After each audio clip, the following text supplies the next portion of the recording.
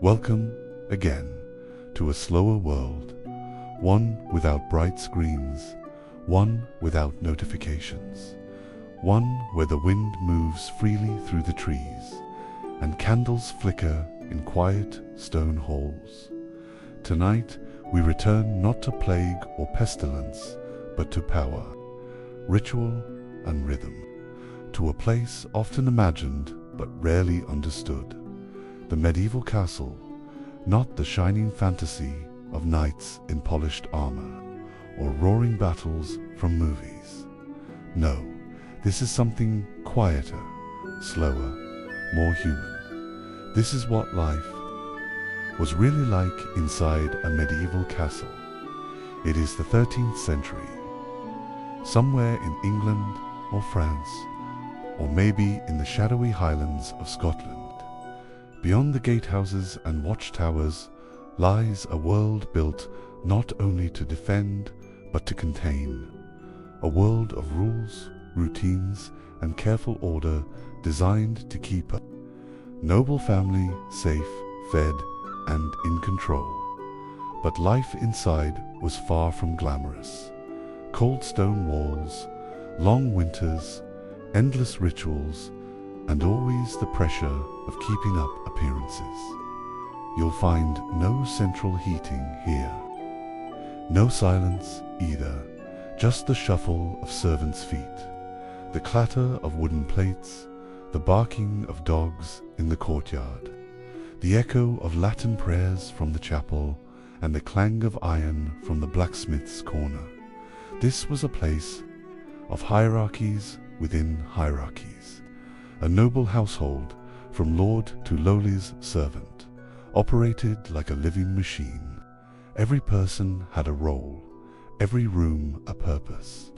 Every morning began the same dot. In this video, we'll move slowly through that world. Room by room, roll by roll, ritual by ritual, will rise with the dawn bell in the servants' quarters.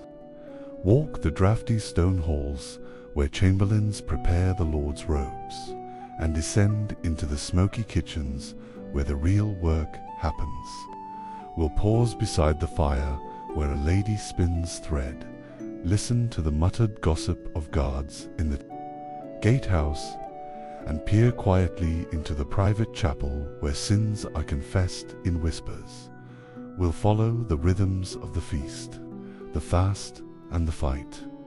You'll hear what they ate, what they feared, how they stayed warm, how they punished, how they prayed, and what a castle smelled like when it had no plumbing and too many people. Because life inside a castle was not a dream, it was not a fairy tale, it was a job, a system, a slow, grinding way of life where privilege came with pressure. And stone did little to keep out the cold dot. So tonight, lie back, let the world grow dim, and listen to the daily life of those who lived behind the walls. This is not the history of kings and battles. It is the history of bread ovens, damp boots, and candle wax, of routine and quiet control, of a world built to last 1,000 winters, even if it was often colder inside than out. This is boring history, for sleep, but it's real, and it begins now.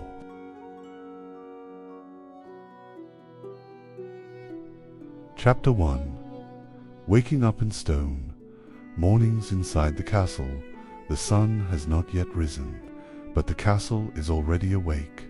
A cold draught slithers through cracks in the thick stone walls, cutting through layers of wool and linen. Somewhere far below, in the depths of the kitchens, a servant stirs the first embers of the day's fire.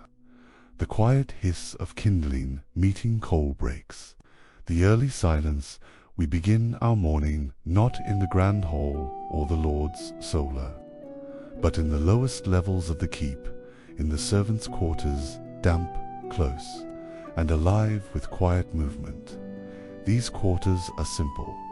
wooden pallets laid with straw-stuffed mattresses, wool blankets that barely fend off the chill, and the occasional iron brazier to take the edge off the night. Windows, if there are any, are arrow slits. The air is thick with breath and the smell of wool, smoke, and unwashed bodies. This is where the day begins for the majority of a castle's inhabitants, not with ceremony, but with routine. The servants wake up. Cold castle servants don't wake by choice. They are roused by the sound of bells, a harsh metallic clanging from the chapel tower or courtyard bell that signals the start of divine hours. The first bell, known as matins, often rings between 4 and 6 a.m., depending on the season. This is a religious rhythm and a practical one. The castle day is long and light is precious. The sound of the bell is followed quickly by movement. Bodies shift in the dark, boots are pulled on, tunics shaken out, and hands rubbed together for warmth. No one speaks much, not out of reverence, but because there simply isn't time. Young boys, known as pages, may scramble to fetch water from the well. Scullions make their way to the kitchen. The chamberlain's assistants begin the process of preparing the Lord's chambers. If you are a servant in a medieval castle, your life is governed by two forces: the clock of the church and the needs of the household. Every chore is dictated by ancient tradition. Bed linens must be aired, floors swept with straw brooms, rushes refreshed with herbs to keep the smell down. There is no room for improvisation. This is the first unspoken truth of castle life. Despite the appearance of grandeur, it runs on tight, rigid order. And everyone, no matter their station, is part of the machine. The kitchen fires in the kitchens. It is already hot. Despite the cold stone all around, the giant hearths roar to life early. Iron pots, some large enough to bathe the child in, are swung into place over open flames. The cook, an authoritative figure, oversees it all, barking quiet orders to the scullions and kitchen boys. There is bread to be made, rough, dark loaves from coarse flour. Oats and barley must be boiled into thick porridge. If it's a feast day, there may be meat to prepare: rabbits, game birds, salted pork. Servants eat separately, often on their feet or seated in a corner. Their breakfast is simple and quiet: porridge, a crust of bread, sometimes ale if the water is foul. Then it is back to work. But upstairs, another world is stirring. The Lord's household above the kitchens and quarters. The higher chambers of the castle begin to rouse. A lady's maid quietly enters the solar, carrying a basin of cold water and strips of linen for washing. In the Lord's chamber, tapestries shiver slightly as a window is unlatched to let in the morning air. The hearth is checked. If the fire went out overnight, it must be quickly rekindled. The lord and lady of the castle do not rise with the servants, but they too have their rituals. They may begin the day with a prayer, a private reading of a religious text, or a blessing by the castle chaplain. Washing is brief and modest: a splash of water to the face, a comb through the hair, a clean tunic laid out by attendants. Breakfast for the noble family is more generous than the servants' stewed fruits. Soft bread, sometimes cheese, and weak wine or warmed ale. Children of noble birth are tended to by tutors and nurses. If boys are old enough, they may begin their martial training for the day, learning swordplay, horsemanship, or archery. Girls learn embroidery, music, and court etiquette skills, not of survival, but of status. Life under the bell throughout. The morning, life continues under the bell, at regular intervals. The bell rings to mark the canonical hours, a cycle of prayer and timekeeping inherited from monastic life. Matins, pre-dawn lauds, sunrise prime, first hour, terce, mid-morning. Each bell signals a change in the castle's rhythm. Some servants break for a short prayer. Others take the bell as a cue to move to the next task. The bell is a form of governance. It divides the day and gives it shape.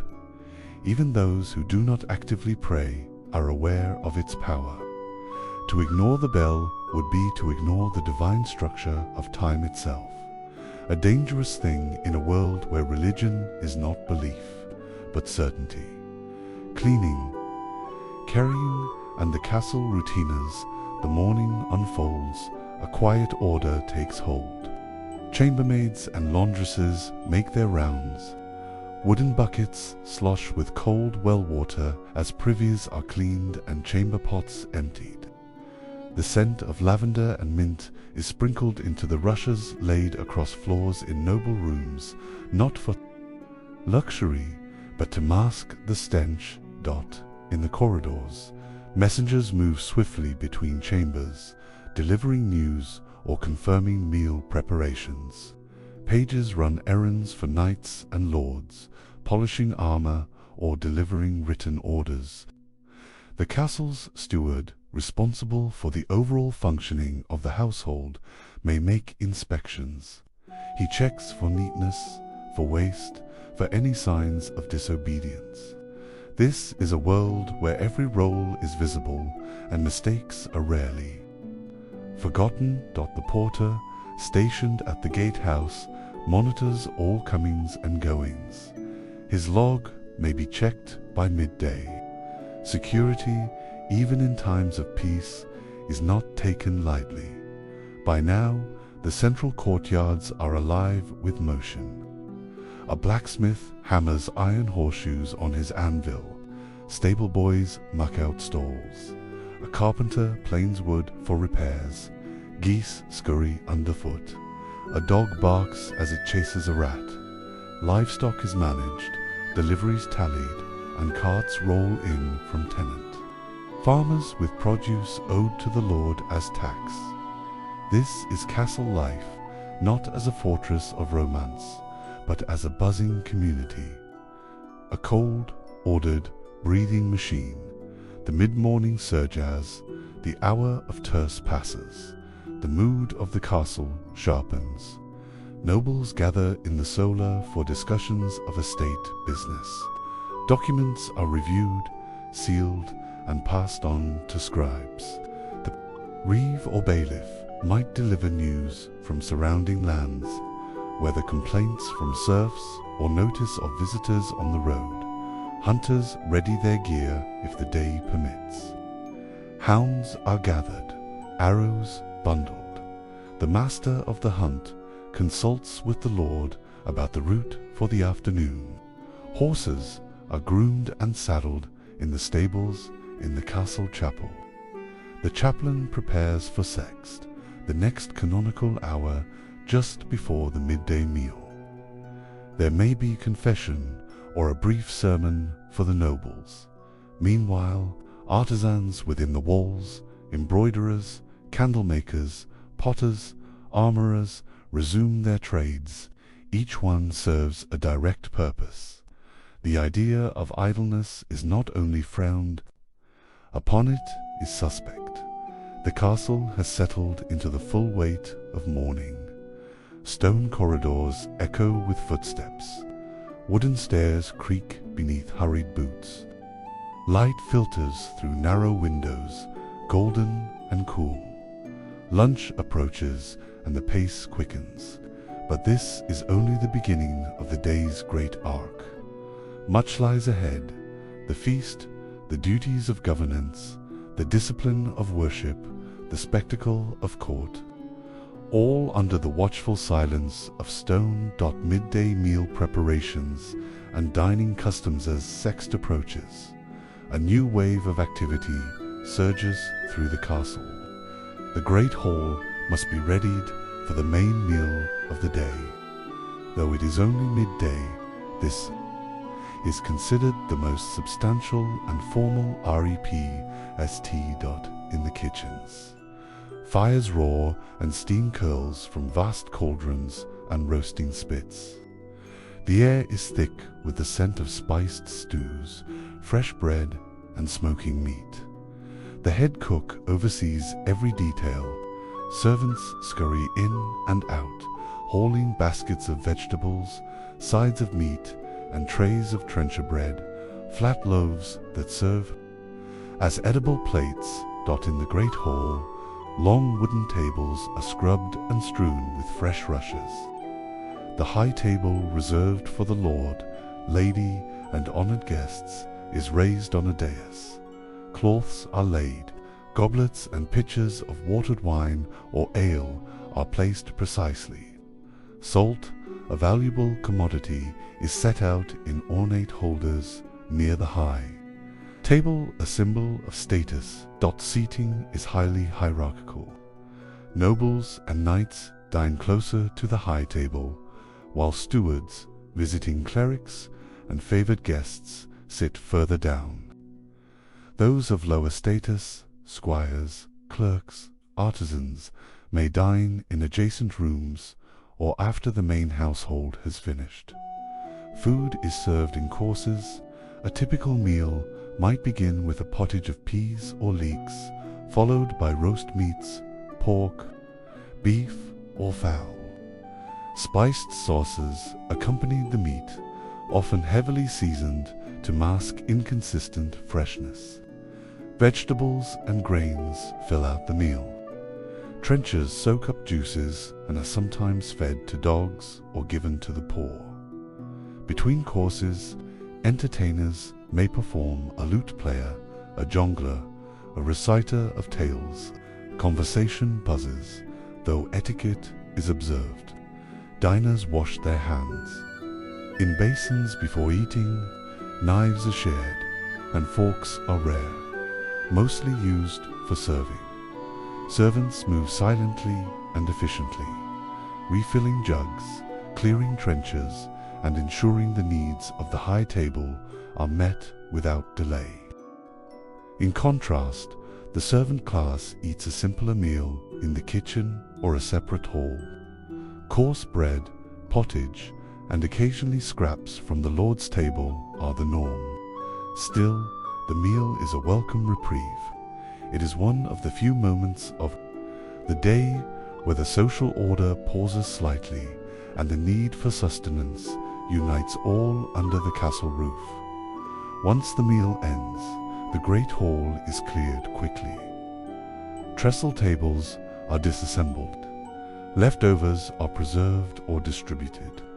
The kitchen, momentarily calm, begins its next round of work, preparing for supper, which is lighter and less formal.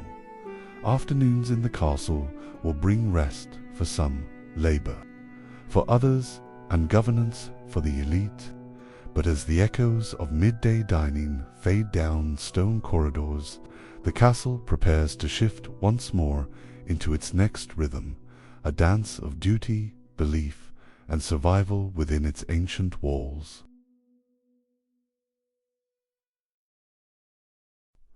Chapter 2: The Castle in Motion. Afternoons of power and toilers. The midday meal draws to a close, and trenchers are cleared from the tables. The rhythm of castle life shifts. The afternoon is not a time of idleness, but of discipline and determination. The castle becomes a hive of activity once again, each corridor echoing with the purposeful footfalls of servants, soldiers, and stewards. Afternoon in the solar, lords at work for the nobility. The early afternoon is devoted to governance. The solar, a private chamber warmed by southern sun, becomes the informal office of the lord and lady. Here, seated on carved wooden chairs cushioned with wool, they pore over letters brought by messengers or delivered by the reeve and bailiff, petitions from peasants, tax reports, grain inventories, and updates on regional politics are reviewed. In candlelight, even during the day, the lady of the castle may also participate, especially in the lord's absence, managing estate accounts or corresponding with other noble households. In some cases, traveling scribes or clerics visit the solar, offering news from neighboring towns or distant relatives. Seals are pressed into hot wax, documents folded and tied, and decisions made that affect hundreds beyond the castle walls. Meanwhile, the steward reviews matters of internal management. Has the tanner delivered the promised hides? Have the stores of salted meat begun to spoil? Are repairs needed on the ramparts or leaks sealed after last week's storm? Every afternoon is an exercise in sustaining the castle, not just as a household, but as a center of power, the courtroom and justice if grievances require direct judgment. The great hall may transform into a courtroom. Here, local disputes are settled. A tenant farmer who has withheld grain, a servant accused of theft, or a shepherd whose flock grazed illegally on noble land, the Lord may sit in judgment, flanked by knights or clerics. Witnesses are summoned, oaths sworn, and penalties decided, from fines and restitution to, in rare cases, corporal punishment. Justice is not democratic. The word of a noble weighs far more than that of a commoner. But this public performance of law enforces authority, deters crime, and reinforces the order on which castle life depends. Knights and martial training, while the solar and hall echo with conversation and paperwork. The bailey outside fills with the clatter of arms. Young squires train under the watchful eyes of knights. The clang of sword against shield rings out over the stables as boys practice drills, mounted maneuvers, sparring, shield blocks, and lance techniques. A wooden quintin, a rotating arm with a shield on one side and a weighted sack on the other tests their skill at charging on horseback. Older knights inspect armor, oil weapons, or conduct readiness drills among the garrison. Even in times of peace, training remains essential. Bandits, rival lords, or distant uprisings can turn a quiet fief into a war front in weeks. The armorer's workshop hums nearby. Chainmail is repaired link by link. Arrowheads are sharpened, shields restrapped. Each knight depends not just on his skill, but on the hidden labor of blacksmiths, tanners, and fletchers. Religious life and afternoon prayers as the sun moves westward. None, the mid-afternoon prayer hour, is rung by bell. In the castle chapel, sunlight pierces colored glass and casts patterns on the stone floor. Monks or visiting clerics chant psalms in Latin. Nobles and servants alike may attend, though their presence is often guided by devotion or obligation. Confession may follow, especially on feast days or in times of illness. Religion threads through every aspect of life. The castle is not just a military and domestic center, it is spiritual territory. Even outside the chapel, workers pause. A brief moment of stillness overtakes the castle. The devout murmur prayers while others mark the hour silently before returning to their duties. Guilds and craftsmen within the walls' afternoons are prime working hours for artisans and craftsmen who reside or work within the castle precincts.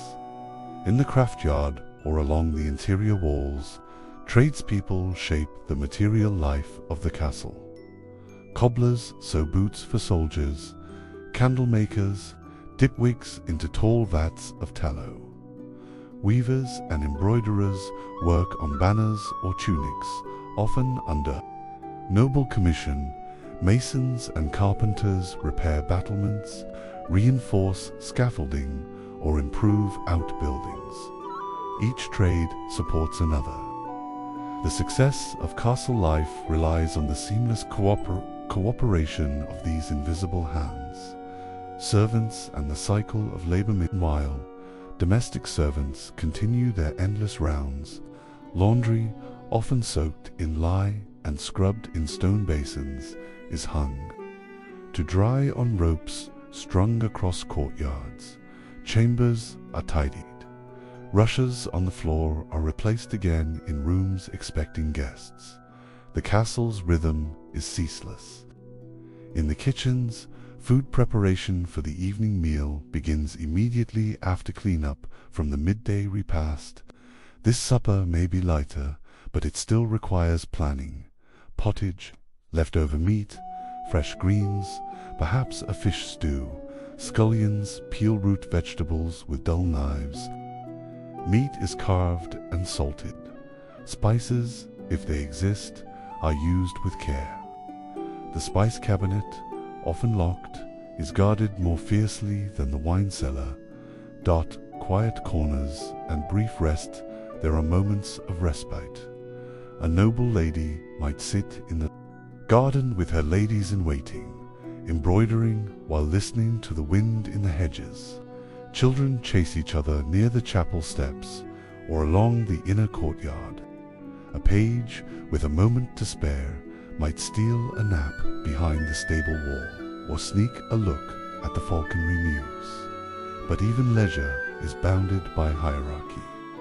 Rest is a privilege granted by station and duty.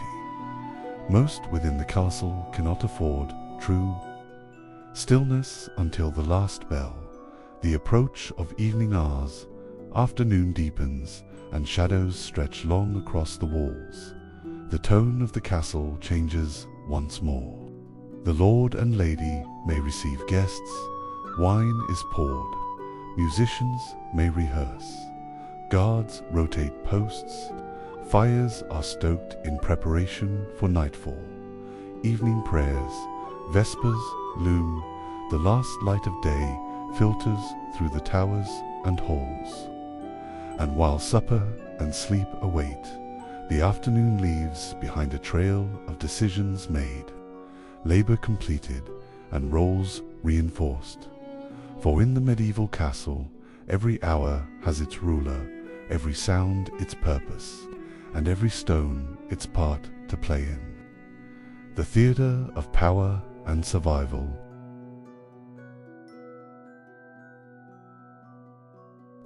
Chapter 3. Twilight in the Keep. Evenings of ceremony and shadow as the sun slips below the tree line, and dusk blankets the battlements. In cool twilight, a subtle transformation overtakes the castle. The noise and industry of the afternoon fade into quieter, more deliberate motions. It is now evening, a time of gathering, reflection, and transition. In this third act of the castle's day, torches are lit, wine is poured, prayers are whispered, and the looming darkness outside. The walls brings both comfort and anxiety. Preparing the castle for nightfall, the change is almost theatrical. A flurry of domestic activity begins as household staff light oil lamps and place fresh rushes in hallways. Servants carry glowing iron cressets through dim corridors, casting dancing shadows on the stone walls.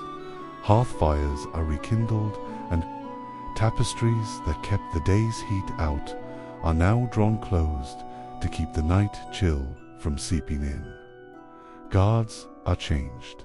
Torches are placed at intervals along the battlements, and inside the main gate. The drawbridge is inspected, oiled, and raised. If the castle faces potential threat, portcullises creak into place with groaning resistance. Castle safety is never assumed after dark. In the armory, weapons are counted and locked away. In the kitchens, the last pots are stirred. The day's loud productivity gives way to the more subdued, sacred, and occasionally mysterious rituals of evening. Vespers, the sacred hour, the religious cornerstone of evening, is Vespers, the evening prayer. The chapel bell rings again, summoning all who can attend. Cloaked figures make their way through the echoing nave as the stained glass windows glow faintly from the last light. Chanting fills the space, austere and haunting. Psalms are sung in unison, sometimes by traveling monks or a resident chaplain. Latin verses echo beneath the vaulted ceilings. Deus in agitorium, meum intent. Candles flicker on the altar. The service is brief but essential. It marks the turning inward, a reminder of mortality, humility, and the divine order governing even the greatest Lord. Those not in attendance often pause for private prayers or reflection. In servant quarters or the kitchen's warm corners, quiet crosses are drawn in ash, whispers offered to unseen saints. Our evening meals, a tale of two tables with Vespers complete.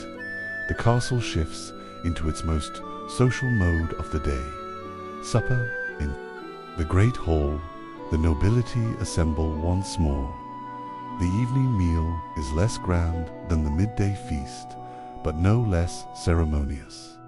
Silver goblets gleam in the candlelight. Platters of roasted game, stewed beans, and crusty bread are served with a practiced rhythm by liveried servants.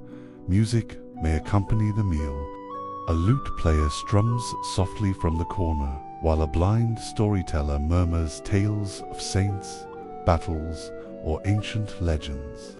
The tone is gentler than at dinner, intimate, reflective, slightly melancholic. Guests are seated according to rank, and courtesies are observed strictly. Toasts are made, gossip flows with the wine, but as darkness deepens, the talk often turns to deeper subjects, dreams, omens, or the affairs of distant courts. In stark contrast, the servants' quarters host a much simpler affair. Workers sit shoulder to shoulder on benches, sharing bowls of pottage, black bread, and onions. The atmosphere is noisier, laughter teasing, the clatter of wooden bowls.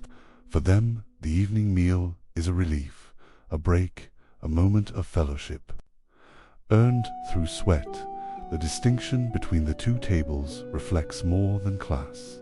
It illustrates the layered intimacy of castle life, where every person shares the same stone walls and night sky but lives within a different world. Leisure and entertainment in the hall after the final bite and blessing. The nobility often linger in the great hall. This is the time for entertainment, essential not just for joy but for diplomacy, morale, and the maintenance of culture.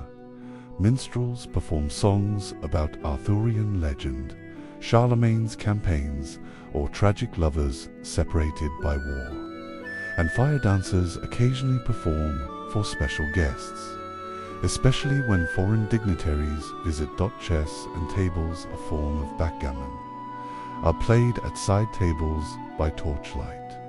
A falconer may bring in a prized bird for display, letting it perch regally on a stand while its eyes flicker in the lamplight. For the ladies of the court, embroidery continues, but more leisurely. Stories are shared, sometimes riddles are posed, a popular game among nobles. In these shared moments of gentility, bonds are formed, alliances strengthened, and reputations built. The watch and castle security, while the elite play and talk. The castle guards make their final rounds. Watchmen ascend towers to monitor the countryside. Gates are barred. Dogs are loosed in the courtyards. Signals, often torches or horns, are placed in readiness for emergency communication. In troubled times, more soldiers are posted. If the region is at war, guards stay doubled through the night. Arrow loops are checked. Water buckets are placed along wooden corridors in case of fire. Castle security is a choreography unseen but never forgotten. Bedchambers and the ritual of sleep. By late evening, the castle retires. Bedchambers are prepared, straw-stuffed mattresses, fluffed linens folded back. In the noble chambers, brass warming pans are passed through the sheets. The air smells faintly of lavender, mint, and hearth smoke. Nightshirts are laid out. Water is placed nearby for drinking or washing. Candles flicker beside canopied beds. Lords and ladies may sleep in separate rooms or together, depending on custom, age, and marital affection. Meanwhile, lower-ranking servants sleep in communal dormitories, wrapped in cloaks or straw pallets near their workstations. Pages might bunk down beside their master's chamber, ever ready to rise at a knock before bed. A final prayer is said, Libera nos, Domini, omnibus, mollis, praetoritis, presentibus, et fu. Outside, the wind moans through the arrow slits. Owls call across the battlements. The castle, at last, quiet, dreams and night. Fears despite the warmth of the hearths. Night brings fear. Superstition runs deep in castle life. Nightmares are seen as omens, dreams of wolves, burning towers, or crying infants are shared in whispers the next day. In times of plague or famine, candles might burn all night in the chapel. A nobleman might sleep with a dagger under his pillow. Pregnant women murmur charms. Guardians carve sigils into doorframes with chalk. The medieval mind does not divide reality from mystery. Ghosts, saints, and demons are part of the night and the castle, for all its walls and steel is not immune to them. Midnight, the heartbeat of the castle. While most sleep, a skeleton crew keeps watch. The occasional torchlight flickers. Atop the towers, far off in the countryside, a distant howl might rise. Within the castle walls, only the guards' murmurs and the soft coo of doves in the rafters stir the silence. Time passes slowly.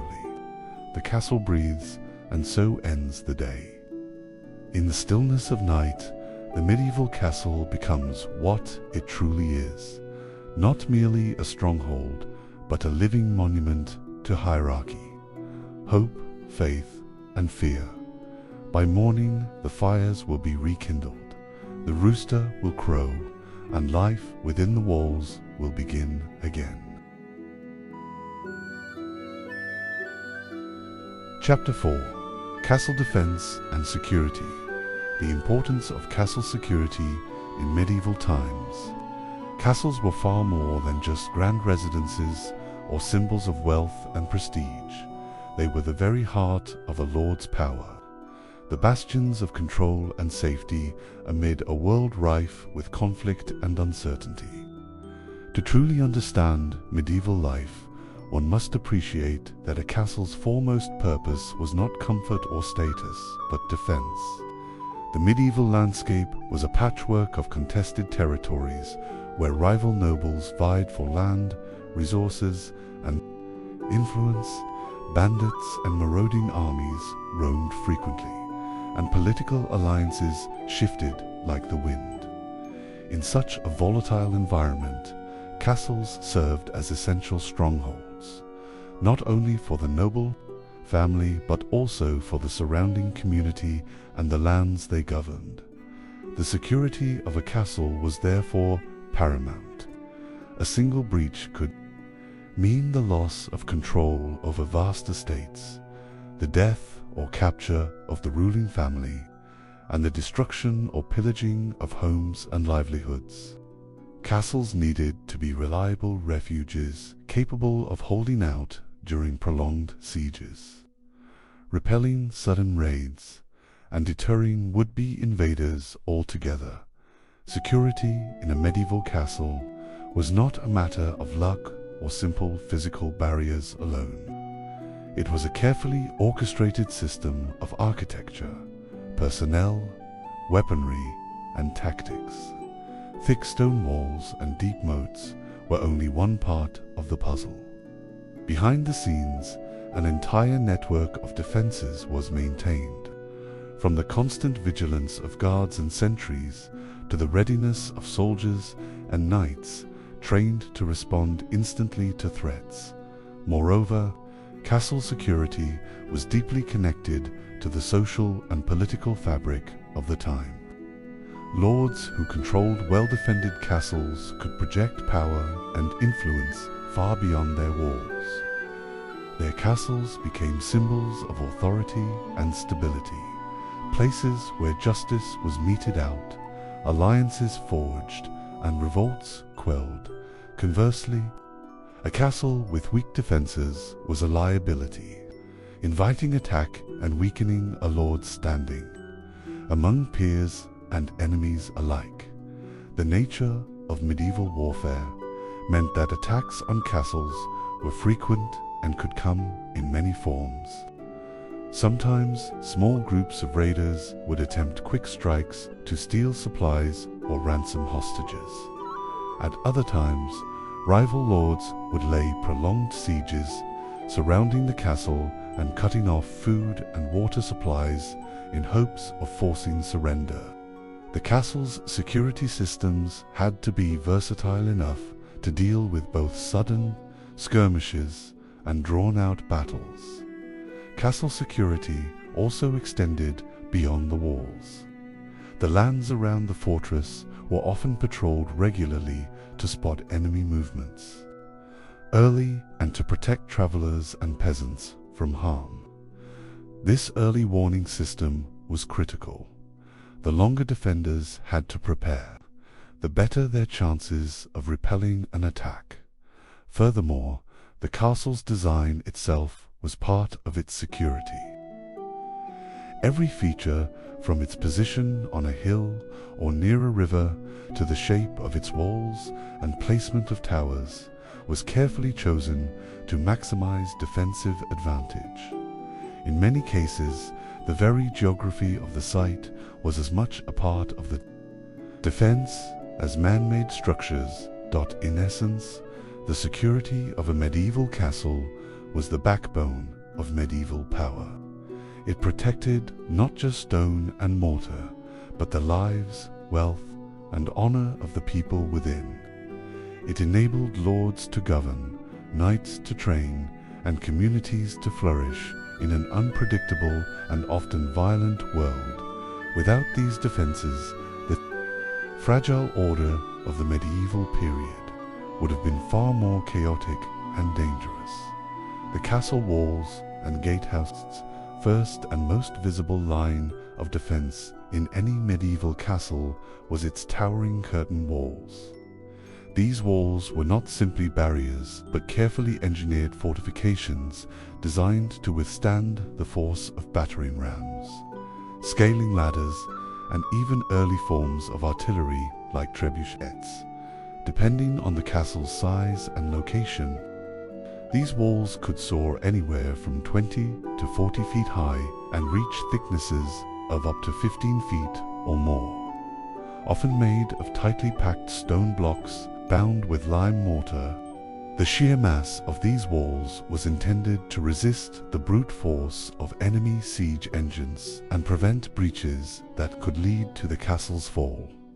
These imposing walls were far from plain slabs of stone. Along the top ran a walkway called the Chemin de Ronde, where guards and soldiers patrolled day and night. Here, they could keep watch over the surrounding countryside, ready to spot any approaching threats from miles away. The walls were also equipped with crenellations, alternating high and low sections often called merlons and embrasures. These gaps allowed archers and crossbowmen to shoot out at attackers while remaining mostly shielded from return fire. The jagged outline of crenellations, iconic in medieval architecture, was both a practical feature and a psychological deterrent, signaling the castle's readiness for defense. At strategic points along the walls were towers, often round to better deflect projectiles and reduce blind spots. These towers served as elevated platforms for lookouts and missile troops.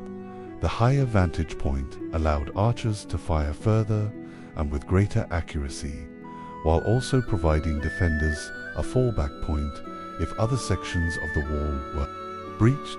One of the most critical and vulnerable parts of the castle's defenses was the gatehouse, the heavily fortified entryway that controlled access to the inner fortress, since every visitor, ally, or enemy had to pass through here. It was designed to be virtually impregnable. Gatehouses were often flanked by tall towers and built with multiple layers of defense in mind. The main gate could be barred by massive wooden doors reinforced with iron. Behind these doors was typically a portcullis, a heavy, vertical grille made of iron or wood, capable of being dropped suddenly to trap or block intruders.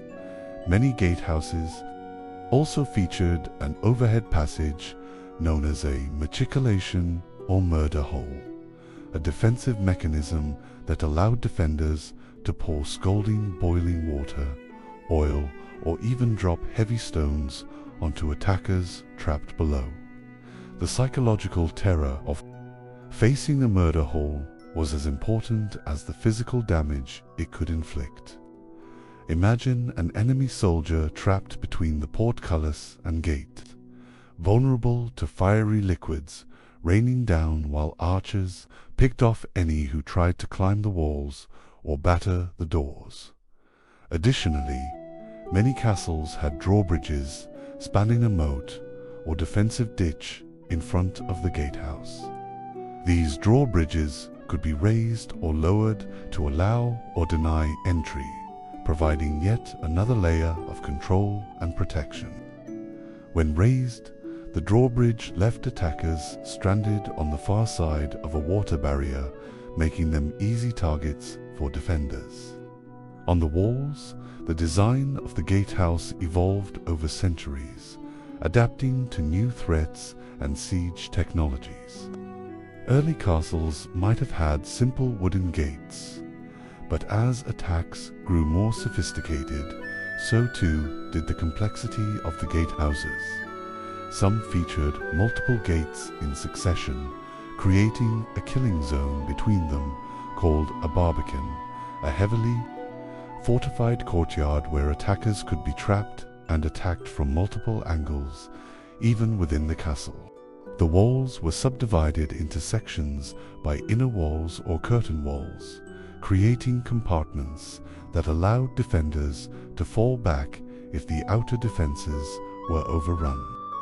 This layered approach meant that the loss of one section didn't necessarily mean the entire castle would fall immediately.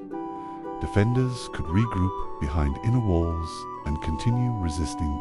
In many castles, the walls also had arrow slits or embrasures, narrow vertical openings that allowed archers to fire at enemies while being nearly impossible to hit in return. These slits were designed with careful geometry, narrow on the outside to protect the defender, yet wider on the inside to allow movement and aiming. Some castles also incorporated gun ports later in the medieval period, small openings for early firearms or cannons. The materials used in wall construction were also crucial for defense. While stone was preferred for its strength and durability, some castles used rammed earth or wood palisades for outer defenses, especially in earlier medieval periods or in remote locations where stone was scarce.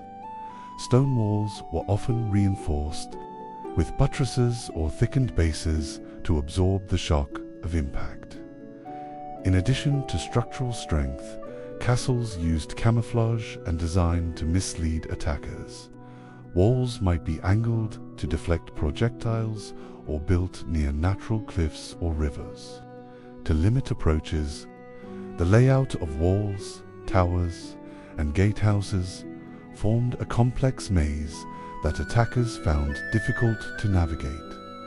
All these elements combined to make the castle a fortress not just of stone and mortar, but of strategic architecture designed to protect its inhabitants from any enemy bold enough to challenge its defenses.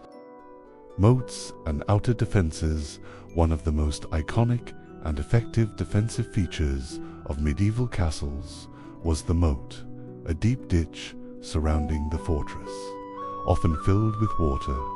While it might seem like a simple obstacle, the moat played a crucial role in castle security, serving multiple tactical purposes that made direct assaults significantly more difficult for attackers. The presence of a moat created a physical barrier that prevented enemy forces from approaching the castle. Walls directly, siege engines, such as battering rams and siege towers, were large, heavy, and cumbersome, and they needed solid ground to be moved into position.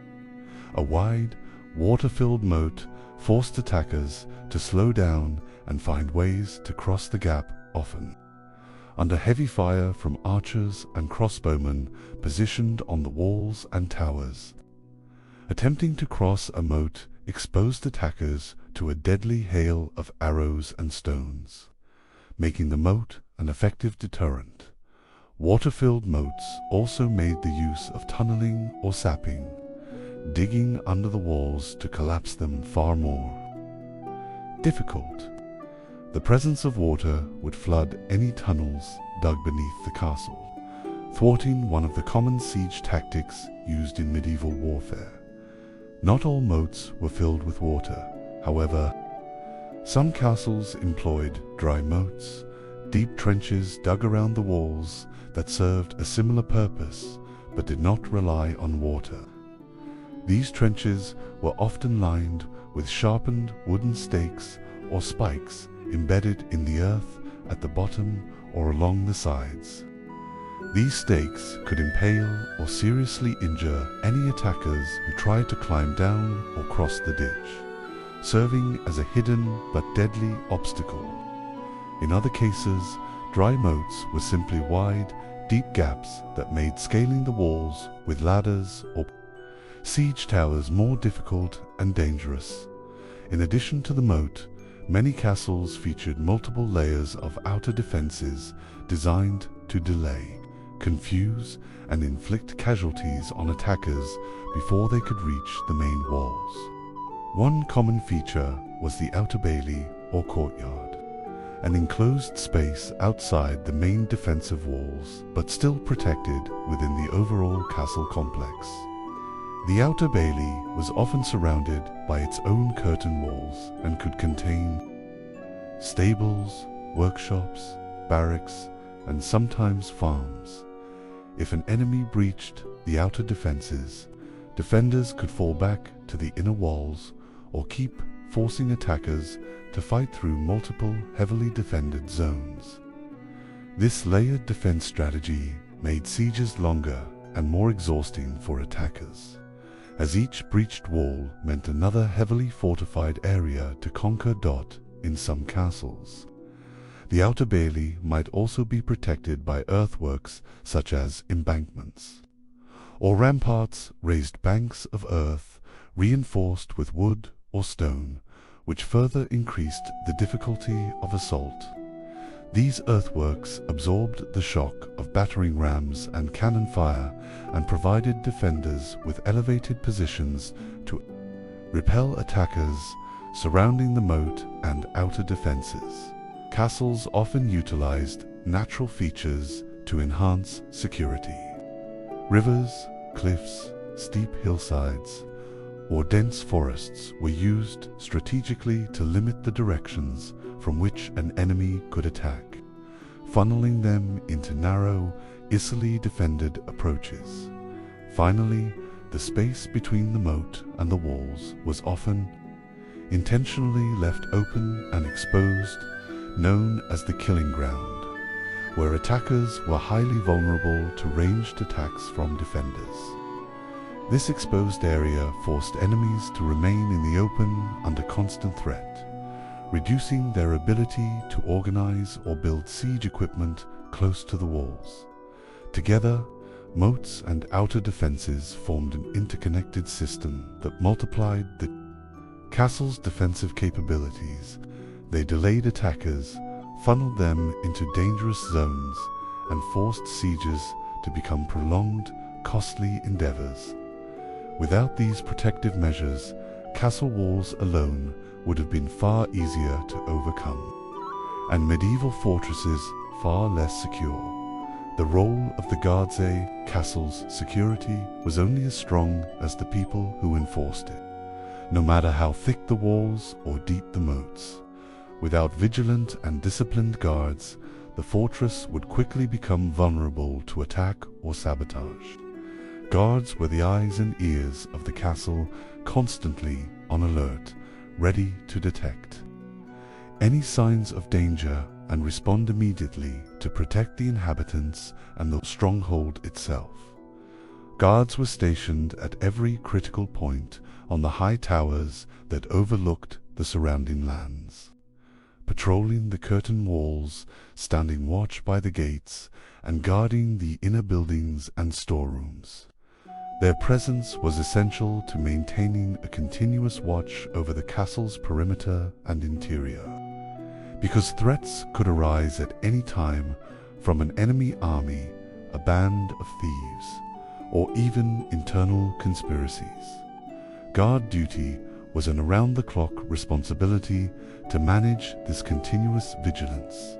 Guards worked in shifts, often divided into several groups that rotated between active watch and rest.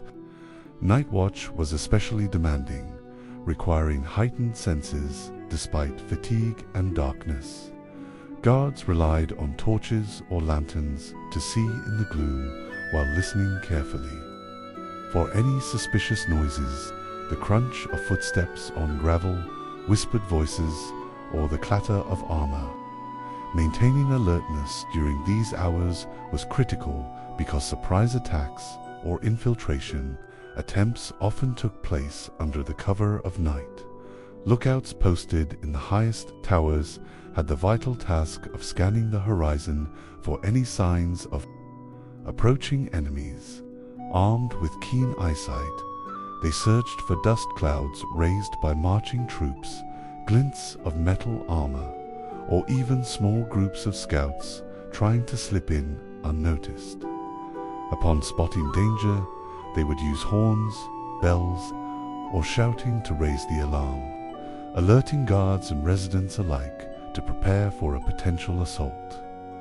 Many castles were also part of a larger network of fortifications and relied on signal fires or beacon towers to communicate quickly over long distances. When an enemy was spotted, a lookout would light a large fire or wave a flag to send a warning to neighboring castles or friendly forces. This early warning system was vital to coordinate defense and summon reinforcements, helping to turn what might have been a surprise attack into a well-prepared response. Inside the castle, guards had specialized duties beyond perimeter watch. Certain areas were considered especially sensitive and needed constant protection. The armory, where weapons and armor were stored, was heavily guarded to prevent theft or sabotage. Similarly, the treasury, the heart of the castle's wealth, was guarded day and night to protect valuable coins, jewels, and documents. The lord's private chambers, including the family's living quarters and council rooms, were also under close watch. Here, trusted guards ensured the safety of the noble household, screening visitors and keeping a watchful eye for spies or assassins. These guards were often more experienced and better equipped than the regular watchmen, as their role demanded both loyalty and skill. In addition to physical defense, guards played a role in maintaining order within the castle walls. They enforced curfews, prevented unauthorized access to restricted areas, and helped to manage the comings and goings of servants, visitors, and soldiers. Their presence helped deter theft, quarrels, or other disturbances that could weaken the castle's internal security. Training was essential to prepare guards for their duties. They practiced weapon skills, archery, and hand-to-hand combat regularly. Discipline was strict.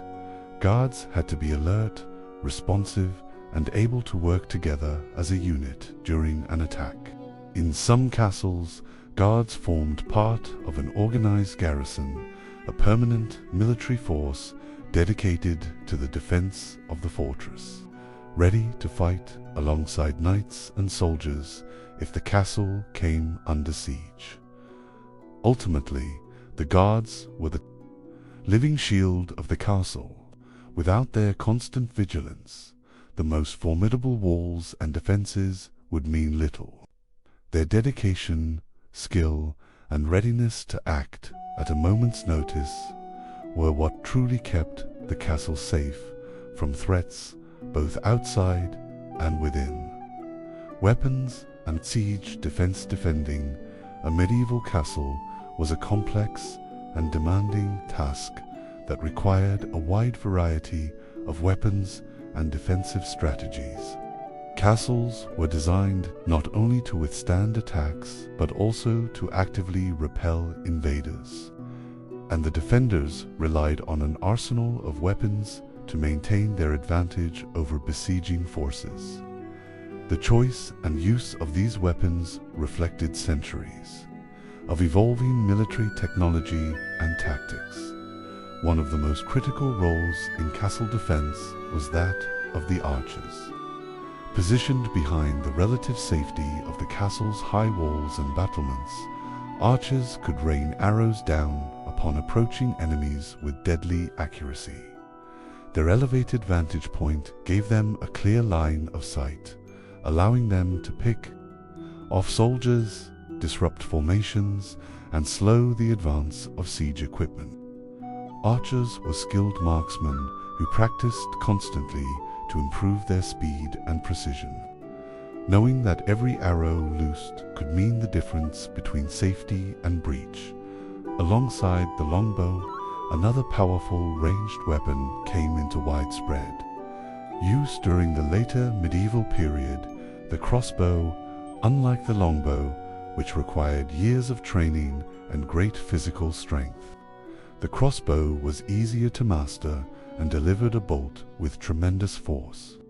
Crossbows could penetrate armor more effectively than arrows, making them especially useful against heavily armored knights or siege personnel.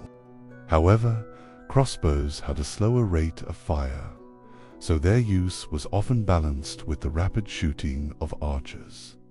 When enemies reached the walls and gates, the defenders switched to close combat weapons.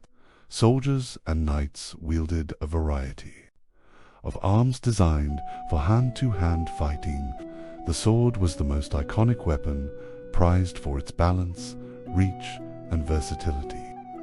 Swords came in many shapes and sizes, from broad-bladed arming swords to long, slender blades used by knights. Alongside swords, defenders often used spears and pikes, long polearms that allowed soldiers to strike or push attackers before they could get close. Spears were especially useful on walls and narrow battlements, where their length gave defenders a reach advantage over assailants attempting to scale or breach. Axes were another common weapon, particularly useful for their ability to deliver powerful chopping blows capable of damaging armor and helmets. Some defenders also carried maces or warhammers, blunt weapons designed to crush through armor rather than cut or stab. Beyond personal weapons, castles were equipped with large siege defense engines to hurl heavy projectiles at attackers. The most famous of these were catapults and trebuchets. Catapults were mechanical devices that used tension, torsion, or counterweights to launch large stones or other missiles over long distances. These weapons could smash enemy siege towers, battering rams, and even groups of troops gathered outside the walls. The trebuchet was the more advanced and powerful of these machines. Using a counterweight system, trebuchets could fling enormous stones, sometimes weighing several hundred pounds, with great accuracy and force. The impact of these stones could cause devastating damage to wooden siege engines, breach outer defenses, or even collapse sections of the enemy's camp. In addition to stones, defenders sometimes hurled burning tar, quicklime, or other incendiary substances from the walls to create chaos and confusion among attackers. Boiling oil or water could be poured through murder holes to burn or scald enemies trying to force their way through gatehouses. Defenders also had smaller but equally important tools, such as fire arrows, which could ignite wooden structures, and siege equipment or Greek fire, a flammable liquid sometimes used in sieges for its terrifying and destructive effects. Defensive tactics often involved coordination among these weapons. Archers and crossbowmen provided a constant barrage from above, while soldiers with swords and spears stood ready to engage anyone who managed to get close. Meanwhile, siege engines continued to pummel the attackers' equipment, preventing them from effectively using their own tools to breach the walls. The successful defense of a castle depended not only on the weapons themselves, but on the defenders' ability to use them effectively under extreme pressure.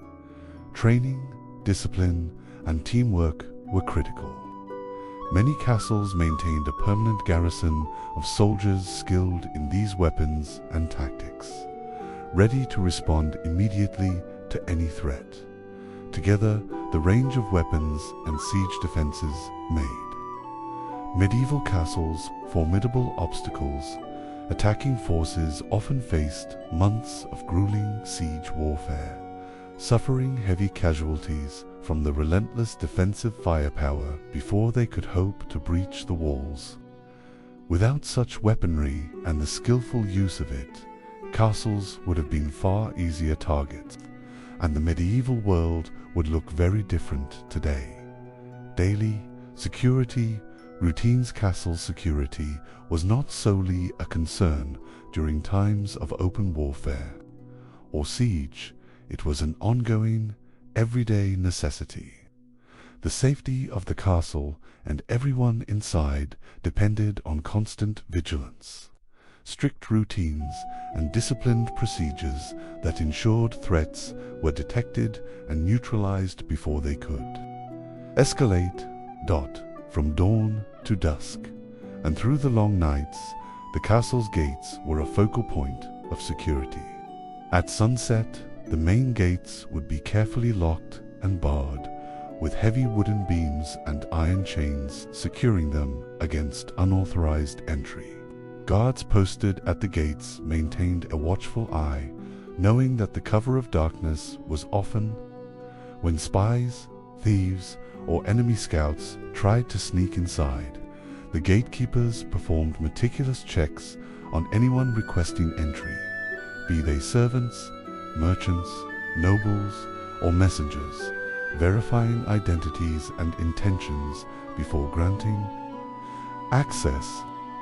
This screening process was vital to prevent infiltration by enemy agents or assassins. But the gates were only one aspect of the castle's daily security fabric. Patrols of guards and watchmen regularly made their rounds throughout the castle grounds, including the outer walls, courtyards, stables, and even inside residential quarters. These patrols served multiple purposes. They deterred sabotage, prevented theft, and spotted unusual activity that might signal a looming threat. A stray visitor in an unusual area or signs of tampering with doors or windows could be caught early. Thanks to these routine checks, inside the castle, certain areas required particularly careful guarding and monitoring, including the armory, where weapons and armor were kept, and the treasury, which housed valuables and important documents. Guards assigned to these areas remained alert for any signs of theft or internal betrayal, ensuring that the castle's resources stayed protected, even in times of peace. Equally important to daily security was the ongoing training and preparedness of the castle's defenders. Guards, knights, and soldiers didn't wait for battles to hone their skills. They engaged in regular training drills designed to keep them sharp, coordinated, and ready for any emergency. Archery practice was a constant feature, as archers needed to maintain their accuracy and speed to be effective during an attack. Swordplay and hand-to-hand combat drills sharpened melee skills, while group exercises practiced battle formations and responses to different attack scenarios. These drills also served to build discipline and camaraderie among the defenders, ensuring that when the time came to defend the castle, each soldier knew their role and could perform it under pressure. Training was often overseen by experienced officers or knights who passed down knowledge gained from years of combat and castle defense. Daily security routines were reinforced by clear communication methods. Guards used horns, bells, or flags to signal during patrols or drills, keeping the entire garrison coordinated. Any unusual event could be swiftly communicated, allowing for rapid deployment of reinforcements if necessary. The constant vigilance maintained by these routines created a secure environment where the lord and inhabitants could live, govern, and conduct their affairs with a measure of safety. It was this blend of everyday precaution, rigorous training, and well-organized procedures that made the castle not only a fortress against armies, but a safe home and seat of power. Famous castle sieges and defense tactics history offers a wealth of dramatic examples where the principles of castle security were put to the ultimate test. The siege. Across medieval Europe, countless castles endured brutal, prolonged assaults, showcasing the effectiveness and, sometimes, the limits of their defenses. These sieges highlight how preparation, architecture, weaponry, and the courage and ingenuity of defenders combined to shape the course of history. One of the most renowned examples is the siege of Dover Castle in 1216 during the First Barons' War. Dover, often called the key to England, was a vital fortress guarding the English Channel coast. When rebel barons, supported by French forces, attempted to take the castle, they faced formidable resistance. Dover Castle's deep moats and strong curtain walls forced the attackers to adopt prolonged siege tactics rather than a quick assault. The defenders, led by a skilled constable, used archers on the battlements to continually harass the besiegers, while the castle's well-stocked supplies allowed them to withstand the siege for months. The use of signal fires also enabled the garrison to communicate with friendly forces, eventually leading to relief and lifting the siege. Dover Castle's defense became a textbook example of how well-maintained security measures could repel even large, well-equipped forces. Another famous siege was that of Edinburgh Castle in Scotland, which endured numerous assaults throughout. The medieval period, located atop a volcanic rock, its natural geography complemented its man-made defenses, making it one of the most impregnable fortresses in Britain. During the Lang Siege of the 1570s, Edinburgh Castle's defenders withstood a blockade by English forces for over a year. The castle's layered defenses, including the outer baileys, moats, and thick stone walls, forced the attackers to try starvation and artillery bombardment rather than direct assault. Inside, the defenders employed constant patrols and rigorous daily routines to maintain morale and readiness, even while supplies dwindled. The siege demonstrated how a combination of strong architecture and persistent, disciplined defense could prolong resistance against overwhelming odds. Other notable sieges across Europe tell similar stories of resilience and tactical brilliance. At the Siege of Château Galliard in France, 1203 to 1204, King Philip II of France successfully besieged Richard the Lionheart's formidable castle.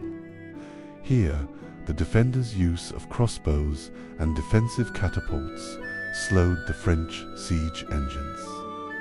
But the attackers' patient blockade and use of mining tunneling beneath the walls ultimately overcame the defenses. This siege highlighted both the power and vulnerability of castles and spurred innovations in fortification design. The Siege of Kenilworth Castle in England, 1266, is another classic example. During the Second Barons' War, the castle's defenders utilized the vast outer defenses, including a massive water-filled moat system that flooded the surrounding area, making access nearly impossible. They combined archery and trebuchet fire with well-organized patrols and internal security to resist a siege lasting months. This demonstrated the importance of water defenses and layered fortifications working in concert. Across these sieges, defenders often employed quick thinking and improvisation. When attackers tried to build siege towers to scale walls, defenders would drop heavy stones or pour boiling oil to topple them. If battering rams threatened gates, guards would use iron, portcullises, and reinforced doors to hold firm, while archers picked off the operators. Signal fires and alarms ensured the entire garrison could rapidly respond to breaches or escalations. The repeated need to endure sieges drove constant improvements in castle design and defense tactics. Thickening walls, deeper moats, stronger gates, and advanced siege engines for the defenders all evolved from lessons learned during these brutal encounters. Each siege was a battle not only of armies but of innovation, endurance, and willpower. In summary, famous castle sieges across history vividly demonstrate how the combination of careful preparation, strong architectural defenses, guards, and coordinated use of weapons made castles resilient bastions in a turbulent medieval world. These stories remain powerful reminders of the importance of security, both physical and strategic, in defending what mattered most. Chapter 5: Castle Architecture and Design. Let's take a deep dive into the very bones of a medieval castle, its architecture and design. Every stone laid, every corridor twisted, and every tower raised was carefully planned with a distinct purpose. Castles were far more than just impressive homes for lords and nobles. They were powerful fortresses, centers of governance, and statements of authority and prestige. The design of a castle reflected a delicate balance between the need for defense, the desire for comfort, and the intricate social and political roles these fortifications played in medieval life. Why was the castle built a certain way? At first glance, castles may seem like sprawling, sometimes irregular, stone complexes. However, the layout and construction followed carefully considered principles aimed at making the fortress as defensible as possible while accommodating the needs of its inhabitants. Location was the very first and most crucial factor in castle design. Medieval builders sought out natural advantages whenever possible: hills, cliffs, rocky outcrops, river bends, or islands. Elevation provided not only a commanding view of the surrounding countryside, but also a significant defensive benefit. Attackers would face the daunting challenge of advancing uphill or crossing difficult terrain, while defenders rained arrows or poured boiling oil down from above. For example, castles like Edinburgh perched on volcanic rock, turning the natural landscape into a formidable barrier. Once a location was chosen, architects began to design the castle's layout around multiple layers of defense, an essential concept that ensured attackers would face one obstacle after another rather than a single line of defense. The outer walls, or curtain walls, were often the first major barrier. Built thick and high enough to withstand battering rams, catapult, stones, and mining attempts. These walls were usually crenellated, meaning they had alternating high and low sections, merlons, and crenels, that allowed defenders to shoot while having some cover. Inside these walls were baileys, open courtyards surrounded by additional walls. Some castles had multiple baileys, creating concentric layers that forced attackers to fight their way deeper while exposed to fire from all directions. These courtyards were the hub of daily castle life, hosting everything from stables and workshops to markets and training grounds. Towers, the castle's eyes, and strongholds towers were vital features of castle architecture, providing elevated vantage points for surveillance and defense. They were strategically positioned at corners, gatehouses, or intervals along the curtain walls, covering blind spots and maximizing the defender's field of fire. The shape of towers evolved over time, with early castles favoring square or rectangular designs. However, these shapes presented weaknesses. The corners were vulnerable to undermining and battering. Later, castles incorporated round or polygonal towers, which better deflected projectiles and reduced blind spots. These rounded towers also made it more difficult for attackers to set fires or gain a foothold on the walls. Towers served a dual purpose. They were platforms for archers and crossbowmen, enabling them to shoot arrows downward at attackers, and they also acted as fortified retreats. If the outer defenses fell, defenders could fall back to a strong tower or keep continuing the defense from a more secure position. Inside, towers often contained multiple floors connected by narrow staircases, storage rooms for weapons, and even living quarters for guards or important personnel.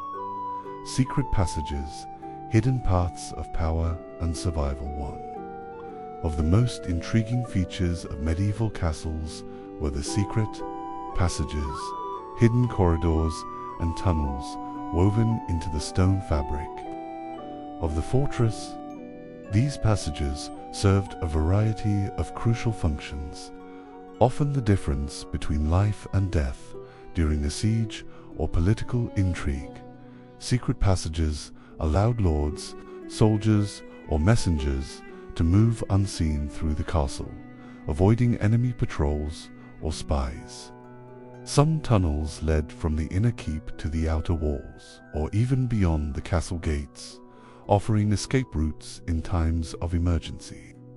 These secret exits could be disguised in cellars, behind tapestries, or under trapdoors designed to be known only to a select few.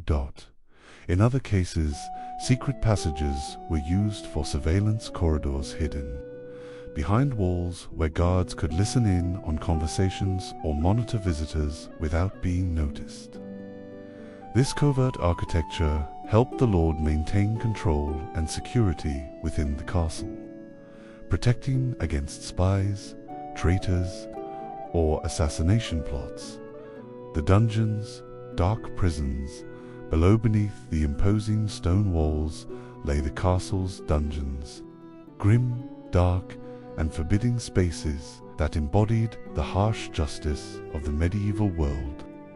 Dungeons were often located deep in towers or under the keep, deliberately isolated and difficult to access to prevent escape. These prison cells were small, damp, and poorly lit, sometimes with only narrow slits for light and air. Conditions were harsh, reflecting the severity of medieval justice and the grim reality of imprisonment.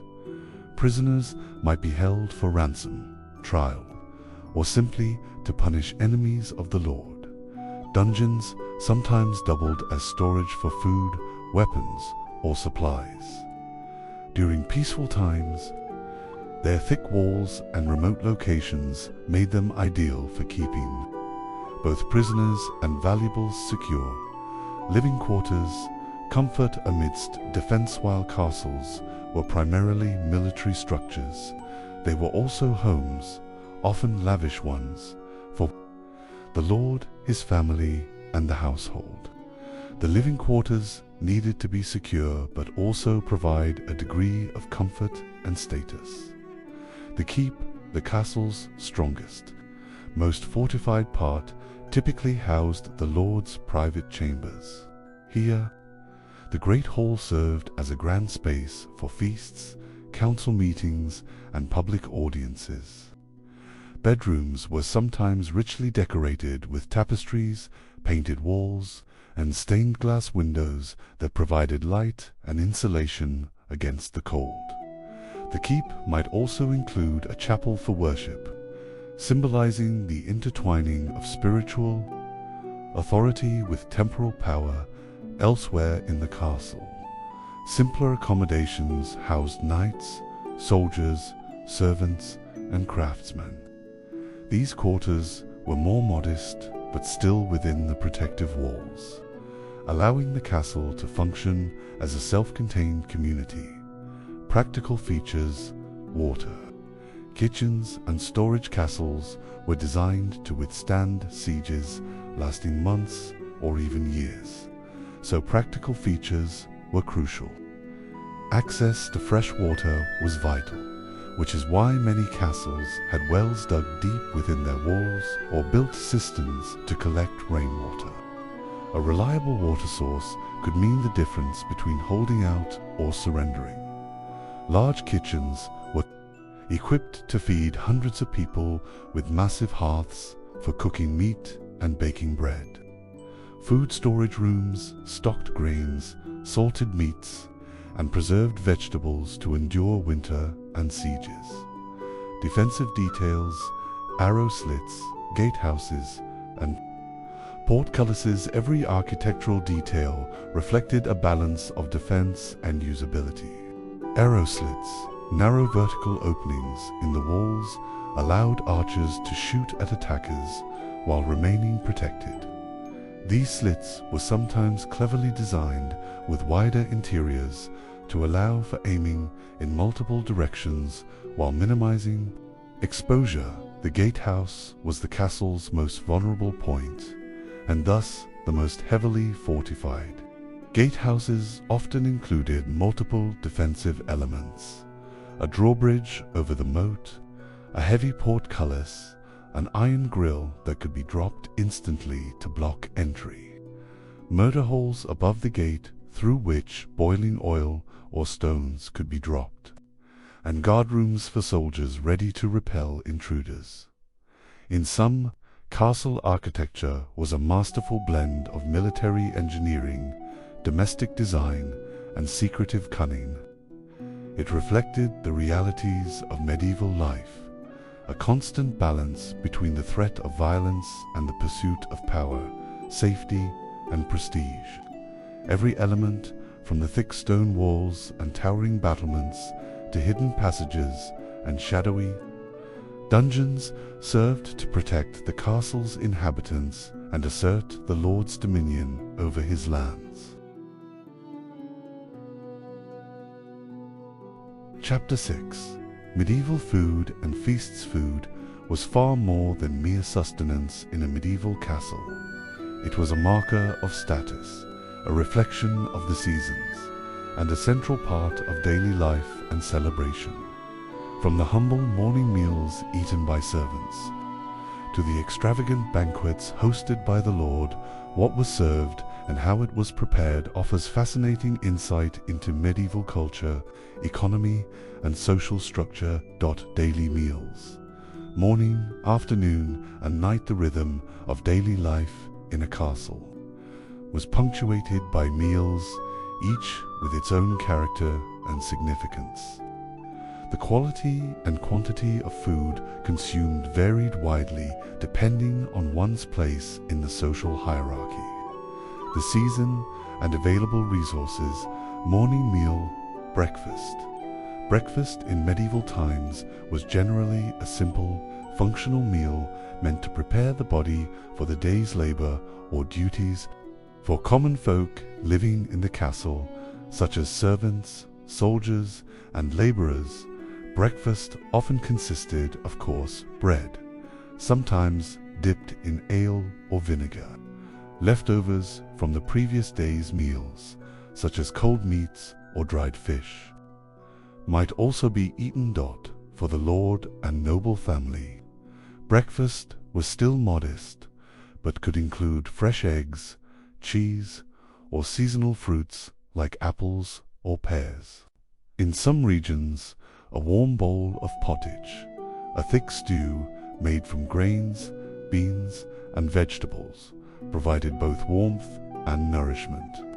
Ale or small beer was the common drink, as water was often unsafe to drink due to contamination. Small beer was a low-alcohol brewed beverage, safer and hydrating. Breakfast was often taken in private chambers or smaller family rooms rather than the great hall, reflecting its informal nature.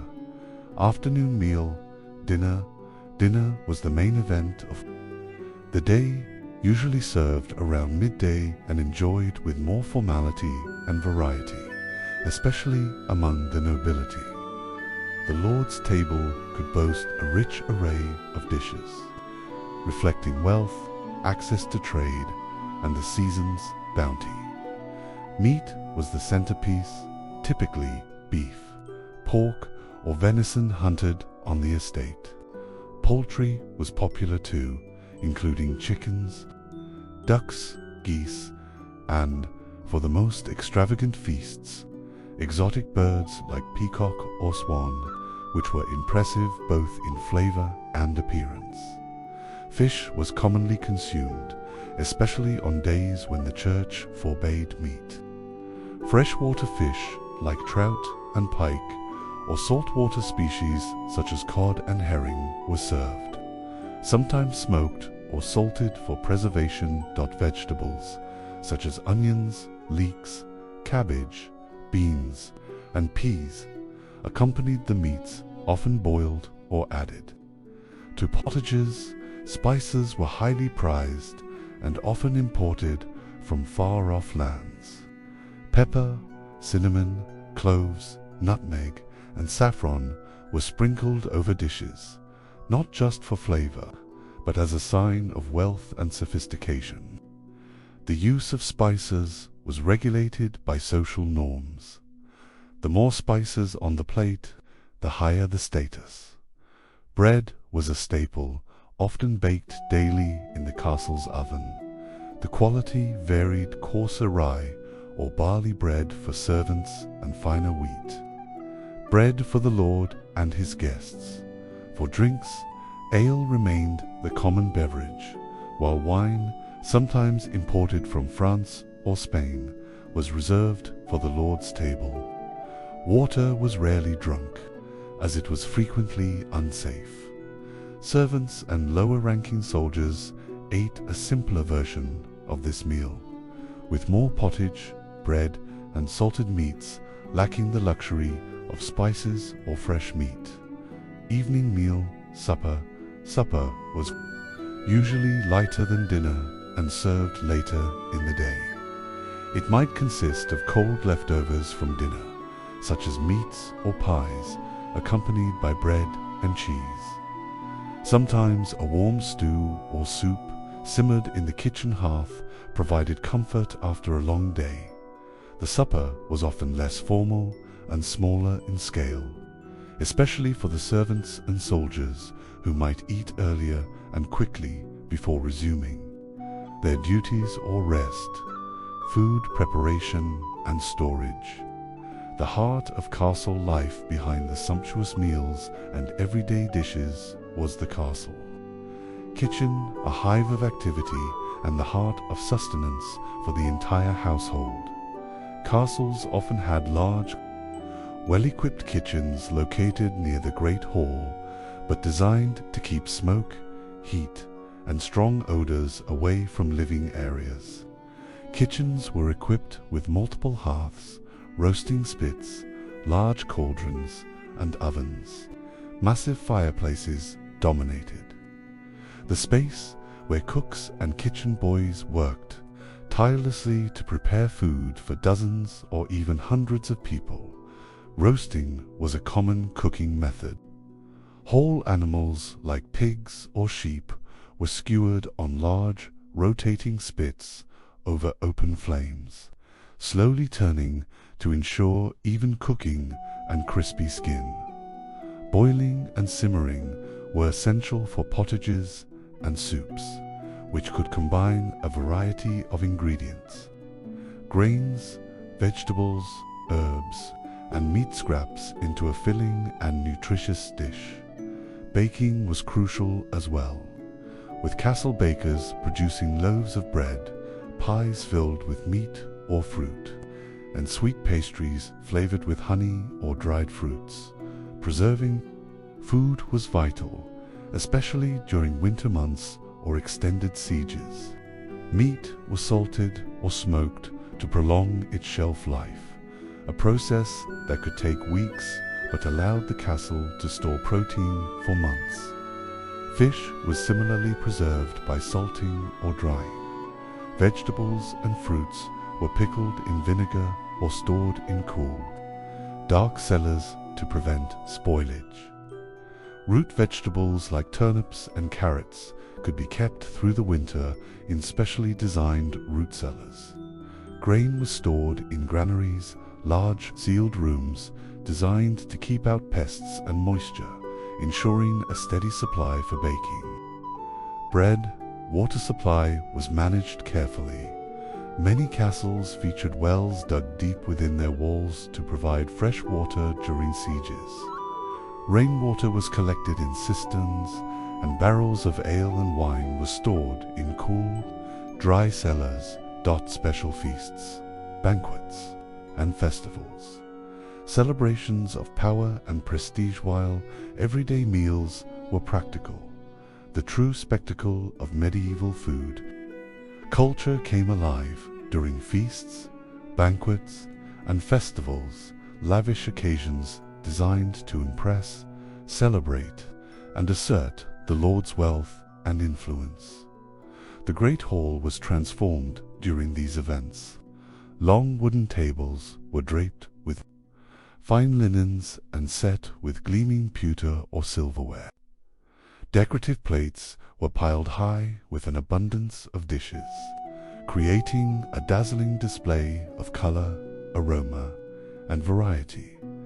A typical feast might begin with entremet, elaborate dishes or performances served between courses to entertain guests. These could include decorative pies shaped like castles or animals, or theatrical presentations involving food and music. Main courses featured multiple types of roasted meats, whole boars, peacocks with their feathers reattached for show, swans, rabbits, and fish prepared in various ways. Pies filled with minced meat or sweet fruits were common. Side dishes included seasoned vegetables, breads spiced with saffron, and rich sauces thickened with eggs or cream. Desserts were sweet affairs featuring honey, almonds, dried fruits, and spiced pastries. Sugared fruits and marzipan figures were sometimes served, demonstrating the host's wealth and the increasing availability of sugar in Europe. Drinks flowed generously, fine wines for the nobles, ale for most others. Toasts, speeches, and ceremonial drinking punctuated the feast. Entertainment was central to these gatherings. Minstrels played lutes and harps, jesters performed acrobatics and told jokes, and troubadours sang tales of chivalry. Sometimes tournaments or dances were held in the courtyard to celebrate important occasions. Religious festivals like Christmas, Easter, or saints' feast days were marked with extended celebrations, sometimes lasting several days. These included special masses, processions, games, and banquets. Seasonal events, such as the Harvest Festival, were also celebrated with communal feasting. Thanking God for a bountiful yield food in a medieval castle was a reflection of status, season, and the practical realities of life in a fortress. While everyday meals sustained the household and servants, feasts and festivals showcased the wealth, power, and culture of the nobility. The castle kitchen was a place of constant activity, transforming raw ingredients into meals that could fuel warriors or celebrate victories. Whether a simple bowl of pottage at dawn or an extravagant banquet with roasted boar and peacock, food was an essential thread woven through the daily life and grand ceremonies of the medieval castle. Chapter 7. Health and Medicine. Living in a medieval castle was not only a matter of defending against external enemies, but also coping with the constant threat of illness and injury. Medieval medicine lacked the scientific knowledge we have today. Yet the castle inhabitants developed a range of practices and roles to deal with health crises.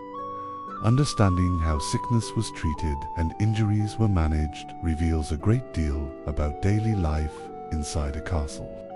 The limits of medieval medicine and the blend of practical knowledge, superstition, and religion that shaped care. The challenge of illness and injury in a medieval castles were often crowded places with a diverse population. Nobles, knights, soldiers, servants, craftsmen, and sometimes guests living in close quarters. This density created a fertile environment for the spread of contagious diseases such as smallpox, measles, typhus, influenza, and dysentery. Poor sanitation, limited personal hygiene, and contaminated water supplies made outbreaks especially dangerous. Even common ailments like colds or fevers could turn deadly due to infections that went untreated. Furthermore, injuries were a daily reality, especially for the knights and soldiers engaged in training or battle, but also for laborers and servants navigating the castle's rough terrain, heavy objects, or cooking fires. When illness struck, the castle's inhabitants faced limited options. Unlike modern hospitals, castles had no specialized medical wards, and isolation of the sick was often difficult, if not impossible. Yet efforts were made to separate the ill to prevent widespread infection, sometimes moving them to a less trafficked chamber or an infirmary room within the castle walls. The role of the castle's healer, one of the most important figures in managing health, was the castle healer, often a woman skilled in herbal medicine and traditional remedies.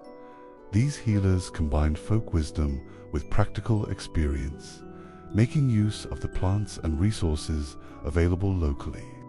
Herbal remedies were the cornerstone of medieval medicine.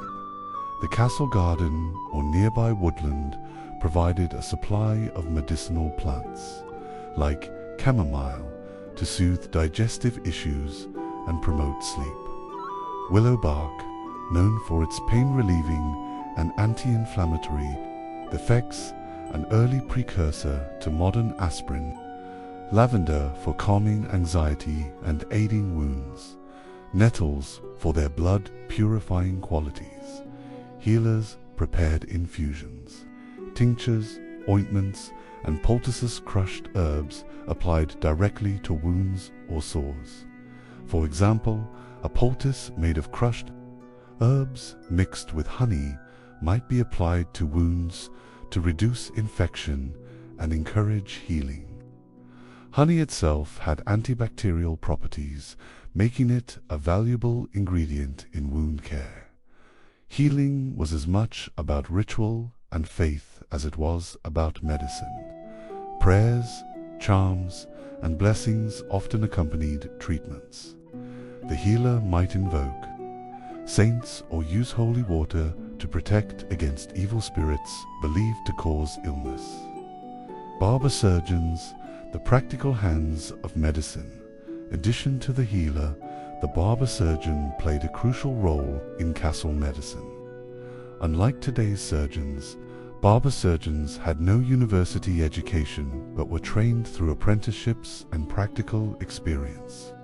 They combined grooming duties, cutting hair, and shaving with medical tasks such as bloodletting, a widely practiced treatment intended to balance the bodies for humors by removing excess blood, setting broken bones, and applying splints.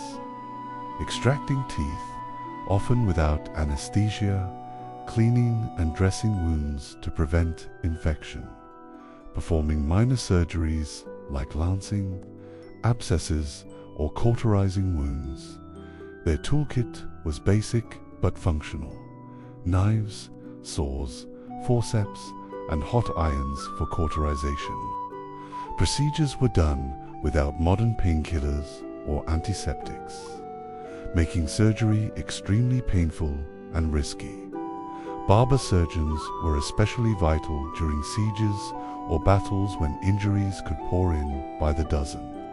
Their ability to quickly treat wounds often meant the difference between life and death, though many soldiers succumbed to infection afterward. Common treatments and beliefs in medieval medicine medical theory in the Middle Ages was dominated by the humoral system, inherited from ancient Greek and Roman thinkers like Hippocrates and Galen. According to this theory, the human body contained 4 humors: blood, phlegm, black bile, and yellow bile. Good health depended on their balance. Disease resulted from their imbalance. Treatment sought to restore harmony, often through bloodletting. Using lancets or leeches to draw blood was thought to reduce fever, inflammation, and excess humors. Purging, herbal laxatives, or emetics were used to cleanse the body.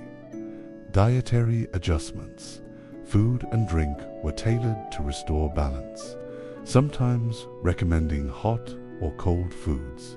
Herbal remedies, as mentioned, many plants were believed to have healing properties and were used in different preparations. For wounds and infections, treatments could include applying poultices made from honey, herbs, and sometimes animal fats. Cauterization, burning tissue with a hot iron, was used to seal wounds and stop bleeding, though it was agonizing and could cause further damage. Sanitation and hygiene challenges. Sanitation in medieval castles was basic and often insufficient to prevent disease spread. Castles had garderobes, medieval toilets that discharged waste either into a pit or directly outside the walls, sometimes into the castle moat. These arrangements were far from hygienic, and waste often accumulated near living areas. Water was drawn from wells inside the castle or collected, rainwater stored in cisterns. Contamination was common, and clean drinking water was a precious commodity. This meant that beverages like ale and wine were often preferred, as the fermentation process killed many pathogens. Bathing was infrequent, especially among the lower classes, due to cold climates and beliefs about the dangers of water exposure. Some castles had bathhouses or large tubs for washing, but these were not regularly used by everyone. Poor hygiene, combined with close living quarters and limited sanitation, made outbreaks of disease a constant threat, especially during sieges. When food and water were scarce and many people were confined to tight spaces, the influence of religion and superstition on health. Religion deeply shaped medieval concepts of health and illness. Many believed that sickness was divine punishment for sin or caused by malevolent spirits. As a result, spiritual healing was often intertwined with physical treatment. Chaplains, monks, and priests played an important role by providing comfort, administering last rites, and conducting prayers or blessings to heal the sick. Pilgrimages to shrines or holy sites were common, hoping for miraculous cures. Religious relics and charms were sometimes kept in the castle's chapel and used in healing rituals. This spiritual dimension to medicine provided psychological support to patients, though it often delayed or complicated medical intervention. Health and medicine in a medieval castle represented a delicate balance between practical care, herbal remedies, painful surgeries, and spiritual faith. While limited by the scientific understanding of the time, the combined efforts of the healer, barber, surgeon, and religious figures helped maintain the well-being of the castle's inhabitants under challenging conditions, despite the risks of infection, malnutrition, and the brutality of battle injuries. The people within the castle walls relied on their knowledge, skills, and belief systems to confront sickness and injury daily. This glimpse into medieval healthcare reveals both the resilience and vulnerabilities of life behind the castle's formidable defenses. Conclusion: reflecting on life inside the medieval castle as we've journeyed through the daily rhythms of life in a medieval castle. From the dawn patrols and bustling courtyards of the morning, through the strategic defenses and architectural marvels, to the rich feasts and the ever-present challenges of health and survival, we begin to see that a castle was far more than just a fortress or a home. It was a complex, living world unto itself. Castles were centers of power and protection, where every stone and battlement was carefully designed to keep its inhabitants safe from outside threats. But life inside was also shaped by the human realities of hunger, illness, celebration, and routine. From the watchful guards patrolling the ramparts to the cooks preparing meals in smoky kitchens. From the healer tending wounds to the Lord presiding over grand feasts, every person played a vital role in this medieval ecosystem. Despite the hardships and dangers, castles stood as symbols of strength, resilience, and community. They were places where strategy met daily survival, where innovation in defense and design reflected the need to endure. And while the stones may now be silent, the stories of the people who lived, fought, ate, and healed within those walls continue to speak to us across the centuries. So next time you see the towering silhouette of a castle on a hill, remember, beyond the imposing walls lay a world full of life, struggle, and humanity, a testament to the enduring spirit of the medieval age. Thank you for joining me on this journey inside the medieval castle.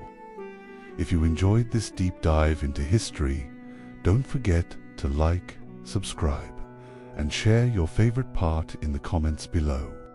Until next time, may your curiosity never rest.